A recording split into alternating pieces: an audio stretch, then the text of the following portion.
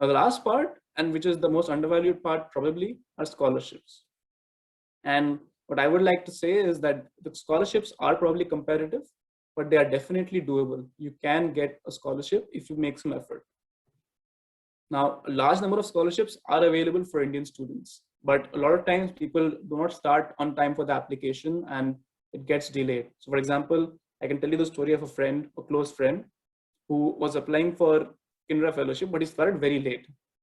And because he started late, he couldn't really pay too much attention to the application, scholarship application, and he didn't really get it. And then he took a loan and so on and so forth. But these universities have, if you don't get that scholarship, for example, if you don't get an external fellowship before applying or before coming to the US, there are also internal and external fellowships in the university. And you can, every university has its own database. For example, University of Illinois, where I am at, they have like more than 800 external fellowships and 37 internal ones. And these are just for international students. So there are opportunities if you look for it. Right. And the third part is assistantships, where you're granted a tuition waiver and you can get a salary, small salary.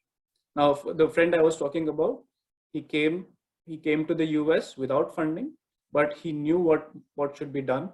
So he basically went to a professor, he worked with her, and she was impressed by his work. So she granted him an RShip in the next semester. And he basically got his tuition waived and he got a certain salary.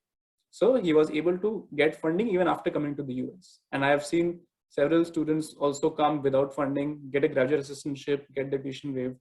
So there are ways to do it, but you would have to be prepared for it. So if you have properly planned and you have some good guidance and you have a rigorously prepared application, it will be easier for you to get a scholarship. So for example, if you are a good student, it is easy for you to get a scholarship.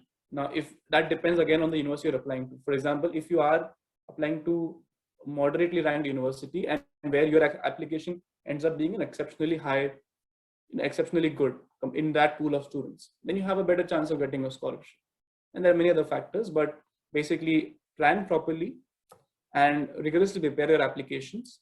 There are deadlines even now in March, for example. So hopefully, if some of you are applying, you take a look at them. I mean, you can just go to the internet, type for scholarships, and you would find many.